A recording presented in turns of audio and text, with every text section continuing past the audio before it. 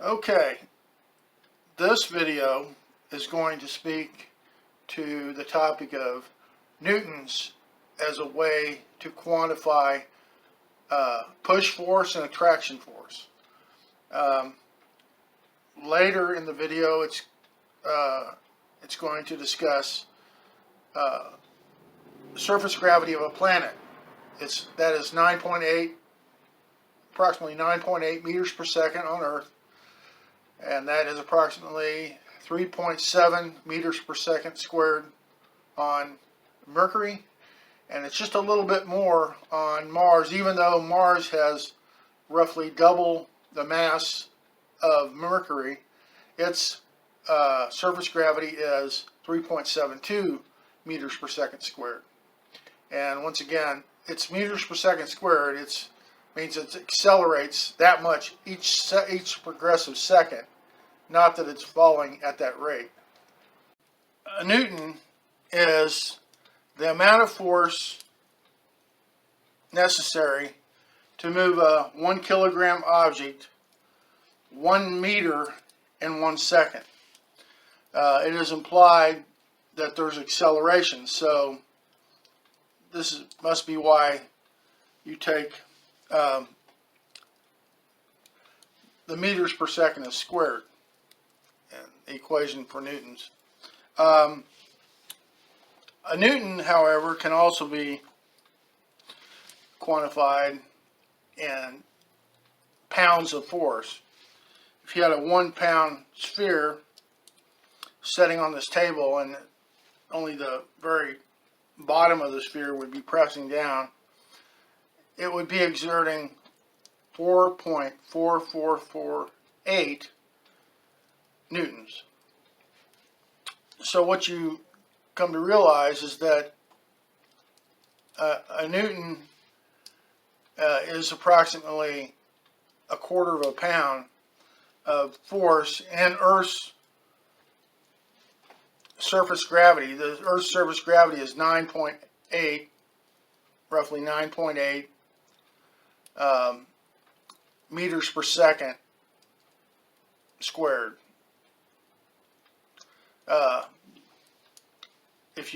What that translates into is when you drop a body, object or whatever, in Earth's gravity close to the surface, it's accelerating the whole time. In the first second, well, let's just say it's 10 meters per second that it's accelerating. And it's not falling 10 meters per second, it's accelerating 10 meters per second. So what you have in the first second, it falls 5 meters. In the second, it has fallen a total of 20 meters. In the third second, by the end of the third second, it has fallen 45 meters. By the end of the fourth second, it's fallen 80 meters. By the end of the fifth second, it's fallen 125 meters. And there's a real simple equation for determining that. In Earth's surface gravity, that's what pulls down on this 1 pound ball or quarter pound sphere. That would be equivalent to the force exerted that we would call 1 newton. It sounds like more force when you talk about this. You think of it as 1 kilogram being approximately 2 pounds, and that the force needed to move that 1 meter, which is about 3 feet, in 1 second. It's a decent amount of force, but I would like to speak of newtons as being not only the force to move, say, a kilogram 1 meter in 1 second, which implies acceleration, but it's also accepted in science that it's this quarter pound sphere, let's say, the amount of force being pushed down on this table by that, and that's continual. So newtons could be continual force, like your body via the Earth's gravity and your body reciprocating gravity with the Earth, pulling, your whatever number of pounds you weigh, that force is being exerted on your feet when you're standing up.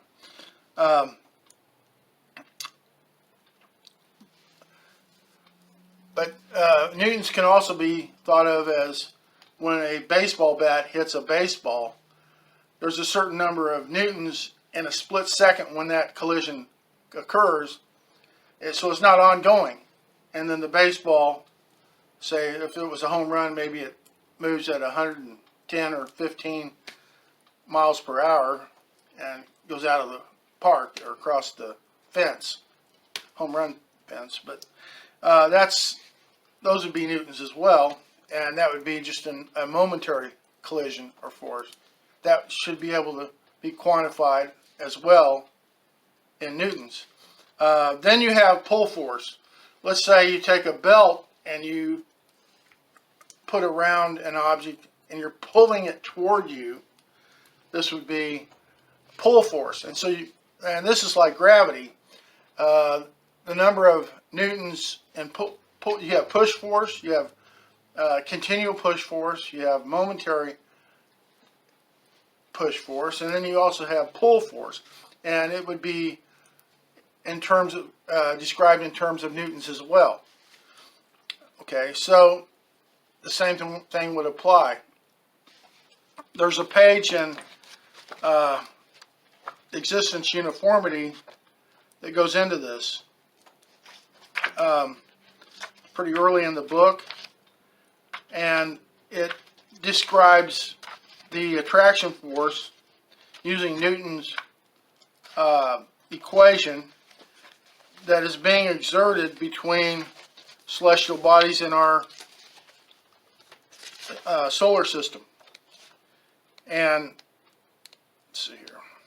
Here it is, this page. I've also got this up at the Facebook page, If Matter Were Eternal. For example, during a conjunction between Jupiter and Saturn, if you use the equation here, which is really developed upon what Newton taught regarding gravity, you would come up with a gravitational force due to the distance and their mass, Jupiter and Saturn, for however long a conjunction lasts. You come up with an amount of 11.2 billion newtons of attraction force. So there is some slowing that can occur. There's actually some speeding up that it can occur relative to Mars in relation to Jupiter during conjunctions. That would work differently than Jupiter in relation to Saturn, which actually slows Jupiter. But anyway, one of the reasons we have relativity is because all of the bodies, and you've got to remember, one of the main principles of relativity is that all objects, regardless of mass, fall at the same rate. And so you get that implied when you look out at these different mass bodies in our solar system, and they all orbit as if the mass of the secondary body, that planet, has no effect on their orbital velocity. Only the sun's mass. They all, the way it's done right now, they cancel out the M2 mass, the secondary body mass. It's not factored in when they are finding either gravitational force, if they want to do that in newtons like I'm doing, or especially if they are assigning orbital velocity. But what's actually causing those uniform velocities, as if they all have the same mass, whether Mercury, which is a very small planet, or Jupiter, which is a very large planet, is that these conjunctions are slowing. Over time, they've slowed some down. They've actually sped up a few, like Mars. And so it gives the appearance that it doesn't matter. The mass of the falling object doesn't matter. That's what was implied. And that had a huge influence, apparently, on the perception that relativity was necessary. In the remainder of this video, I'd like to discuss surface gravity and how that relates to relativity and what it implies about relativity, which apparently has been missed. Um, First of all gravity is reciprocal. There's no gravity expressed when you have a large gravity source like the Earth, let's say, and then something without mass is close enough to it to be affected, but it doesn't have mass. No mass, there's no effect. There's no gravity being expressed. To literal space, gravity has no effect on literal space. It's empty. Now, in comparison to that, gravity does have a reciprocal, the Earth has a reciprocal gravitational relationship with every object that has mass. Objects include 1 kilogram balls or cubes, a person's body, both can be dropped and accelerate toward the Earth at 9.8 meters per second squared, or even a dust particle, which, because of the atmosphere's resistance, it may sink to the surface of the Earth, but that resistance keeps it from falling at 9.8 meters per second squared. Now you have also the objects with mass that are gas molecules. They have mass. They would be escaping to space. Some probably do, a few of the lightest ones, but the ones that are being held there in our atmosphere have a gravitational relationship with the Earth. Anyway, surface gravity, what it indicates is the strength of the gravity from that primary body, well, in that case, secondary body, being Mars, Mercury, Earth, Venus, etc.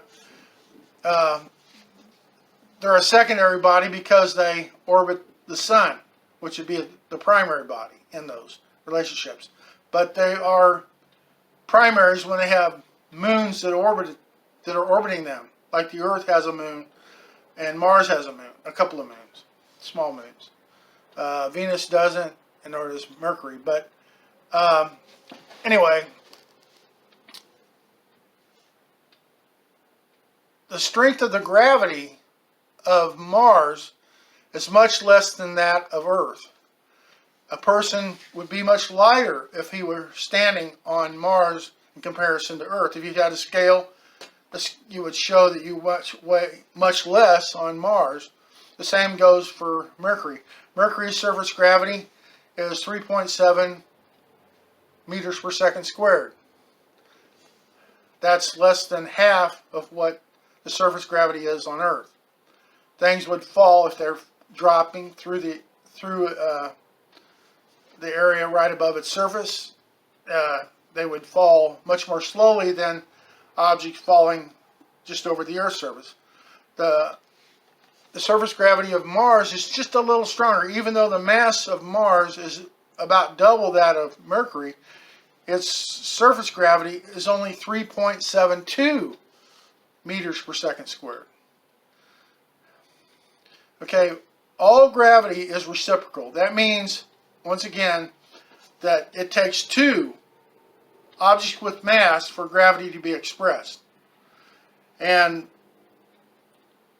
whenever you increase the mass of the secondary, well, you can increase it so you don't have a secondary. You could have two bodies that are of equal mass orbiting one another in this way. Now, the orbits of the planets in the solar system do cause the sun to wobble. Okay, so that changing of the movement of the primary body is occurring here too.